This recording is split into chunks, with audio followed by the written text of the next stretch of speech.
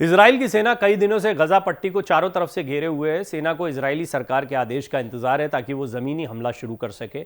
बताया जा रहा है कि इजरायली सेना को किसी भी वक्त गजा पट्टी में हमले का आदेश मिल सकता है। यही वजह है कि सेना ने जमीनी हमले की तैयारी शुरू कर दी है। इजराइल और हमास के बीच जंग का 17वां दिन है। इजराइल ने गजा पट्टी में हमास के ठिकानों पर भीषण बमबारी की है। इजरायली हमले में गजा पट्टी के शहरों में तबाही ही तबाही नजर आ रही है। इमारतें मलबों में तब्दील हो गई हैं। इतना ही नहीं, एयर स्ट्राइक में अब तक 4,600 से ज्यादा फिलिस्तीनियों की मौत हुई है। हवाई हमले के बाद अब इजराइल ने जमीनी हमले की तैयारी शुरू कर दी है। इजराइल की सेना ने गजा पट्टी से महज 5 किलोमीटर की दूरी पर डेरा डाल लिया है। इजरायली सेना गजा पर किसी भी वक्त ग्राउंड अटैक कर सकती है। दरअसल इजराइल का कहना है कि गजा पट्टी में बनी सुरंगों में हमास के लड़ाकों ने अपने ठिकाने बनाए हुए हैं। ऐसे में हमास के खात्मे के लिए ग्राउंड ऑपरेशन जरूरी है। इजराइल गजा पट्टी में रहने वाले लोगों को लगातार शहर छोड़ने के लिए कह रहा है ताकि ग्राउंड एक्शन शुरू किया जा सके। वहीं हमास गजा के लोगों से इजराइल के अल्टीमेटम को नजरअंदाज करने के लिए कह रहा है। इजराइल की सेना कई दिनों से गजा पट्टी को चारों तरफ से घेरे हुए है। सेना को इजरायली सरकार के आदेश का इंतजार है ताकि वो जमीनी हमला शुरू कर सके।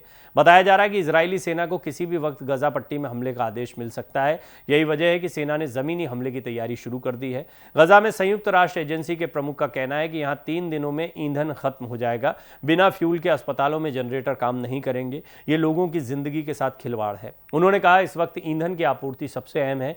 इस बीच कुछ मीडिया रिपोर्ट्स में दावा किया गया है कि राहत सामग्री के दूसरे बैच में गजा में फ्यूल पहुंचाया गया है। इस दावे को इजराइल ने खारिज कर दिया। दूसरे बैच में 17 ट्रक राफा बॉर्डर से होते हुए गजा पहुंचे थे। कतर से 87 टन खाना और मेडिकल एड लेकर 2 विमान मिस्र के शहर अल अरीश के लिए रवाना हुए थे। इसके पहले 21 अक्टूबर को 20 ट्रकों में पानी की 44,000 बोतलें गजा पहुंची थी। राफा बॉर्डर को पार करके करीब 200 ट्रक 3,000 टन के सामान के साथ में गजा पहुंचते हैं।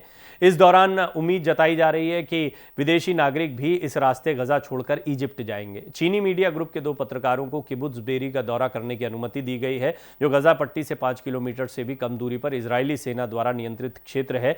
यहाँ इजरायली सेना लाइव फायर ड्रिल कर रही है। किबुत्ज बेरी गजा पट्टी की पूर्वी सीमा के पास स्थित है। हमास ने 7 अक्टूबर को जिन इजरायली क्षेत्रों में हमला किया था, इनमें किबुत्ज बेरी भी एक जगह थी। किबुत्ज बेरी इस हमले के बाद सैन्य ठिकाने में बदल गया। यहां इजराइल ने बड़ी संख्या में अपने जवान तैनात किए हैं। इजरायली सेना के एक सैनिक के मुताबिक यहां तैनात सैनिक हमास के खिलाफ जमीनी हमले की तैयारी कर रहे हैं। इजरायली वायुसेना ने बताया कि उसने गजा पट्टी पर अब तक हजारों हवाई हमले किए हैं। इजराइल का कहना है कि ग्राउंड ऑपरेशन के दौरान भी सेना हमास के ठिकानों पर हमला करना जारी रखेगा। इजराइल ने गजा पट्टी में खासकर उत्तर में भीषण बमबारी की है। यहां सिर्फ मलबा ही मलबा नजर आ रहा है। उधर हमास ने भी इजराइल पर जवाब में रॉकेट दागना जारी रखा है। इजराइल ने गजा पट्टी के पास स्थित अपने इलाकों से इजरायली नागरिकों को हटा दिया है। इससे संकेत मिल रहा है कि इजराइल जल्द ही बड़े पैमाने पर गजा पट्टी में जमीनी सैन्य कार्रवाई शुरू कर सकता है। हमास ने 7 अक्टूबर को इजराइल पर हमले के दौरान उसके सैकड़ों नागरिकों को बंधक बना लिया था। इजराइल लगातार इन्हें छुड़ाने की कोशिश में जुटा है। इन बंधकों को गजा पट्टी में अलग अलग जगहों पर रखा गया है। इजराइल की सेना ने गजा पट्टी में घुसकर बंधकों को छुड़ाने की कोशिश की, लेकिन वो नाकाम रही। हमास द्वारा दागी गई एंटी टैंक मिसाइल से उसके एक सैनिक की मौत हो गई। इस दौरान 3 इजरायली सैनिक घायल भी हुए। गजा पट्टी पे ज़मीनी हमला इसलिए भी बहुत अहम है क्योंकि ये वो अंतिम लड़ाई होगी और इसी लड़ाई से अभी अरब देशों की जितनी मीटिंग आप देख रहे हैं, अमेरिका भी कह रहा है, अमेरिका भी नहीं चाहता है, क्योंकि अगर ज़मीनी हमला होता है तो फिर आमने सामने की लड़ाई में मानव ढाल बनाया जाता है। आम लोगों को जो अभी पूरी तरह से गजा पट्टी से निकल नहीं पाए हैं, ये बड़ी तादाद में मारे जाते हैं। अभी तक जो खबरें आ रही है उसमें 5-6 हज़ार लोग मारे जा चुके हैं इस युद्ध में।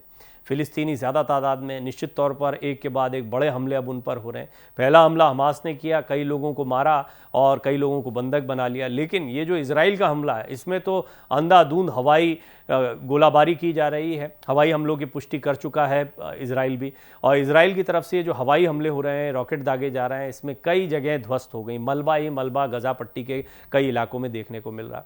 अब अंदाज़ा आप इस बात से लगाइए कि यहाँ पर बड़ी डेंस आबादी है, बहुत ही घनत्व यहाँ का जनसंख्या का बहुत ज़्यादा है, यानी बहुत छोटी जगह पर बड़ी तादाद में लोग रहते हैं। तो ऐसे हालात में यहाँ पर क्या स्थिति बनी हुई होगी, क्योंकि ऐसा नहीं कि हर जगह सिर्फ आपको हमास के ठिकाने मिलेंगे, आम लोगों के ठिकाने ही ज़्यादातर जगहों पर हैं। लिहाजा युद्ध के लिए हमेशा तैयार है। कोई आज की बात नहीं है, सालों हो गए इनको आपस में लड़ते हुए। तो अपने घरों को, अपनी पूरे इलाकों को इन्होंने युद्ध के आधार पर ही डिज़ाइन किया है। गजा पट्टी में भी कुछ ऐसा ही है। सुरंगों का एक पूरा जाल बना हुआ है। इसमें ज़मीन के भीतर, और वो भी सुरंग भी ऐसी आम सुरंग नहीं होती है, ये हवाई हमलों से खुद को सुरक्षित रखने के लिए, यहाँ से अपने ऑपरेशंस को संचालित करने के लिए इसको पूरी तरह से तैयार किया जाता है। मैंने एक डिटेल रिपोर्ट में आपको बताया है कि मस्जिदों से, अस्पतालों से, कई जगहों से इसके रास्ते जो हैं सीधे सुरंग से जुड़े होते हैं। उसको मेट्रो की तरह इस्तेमाल किया जाता है, जैसे मेट्रो की सुरंगें होती हैं उसी तरीके से इनको बनाया गया है। तो ये सुरंग ऐसी कोई आम कच्ची सुरंग की तरह नहीं है। अब ये सुरंगें ऐसी है कि इसमें कितने ही हवाई हमले हों, अगर सुरक्षित जगहों पर हमास के ये आतंकी छुपे हुए हैं या सैनिक छुपे हुए हैं तो इनको मारा नहीं जा सकता है। इन्हीं जगहों पर निश्चित तौर पर कई लोगों को बंधक बनाया गया होगा। और जो फिलिस्तीनी लोग हैं उनका बेशक समर्थन हमास के साथ रहा। हमास बहुत लोकप्रिय हुआ है फिलिस्तीन में हाल के दिनों में, और ये दोनों ही जगह पर, वेस्ट बैंक पर भी, गजा पट्टी में भी। लेकिन गजा पट्टी में इनका शासन चलता है, वेस्ट बैंक में इनकी राजनीतिक लड़ाई अभी अपने ही घर में चल रही है, और यही वजह है कि वहाँ भी चुनाव टलते रहे।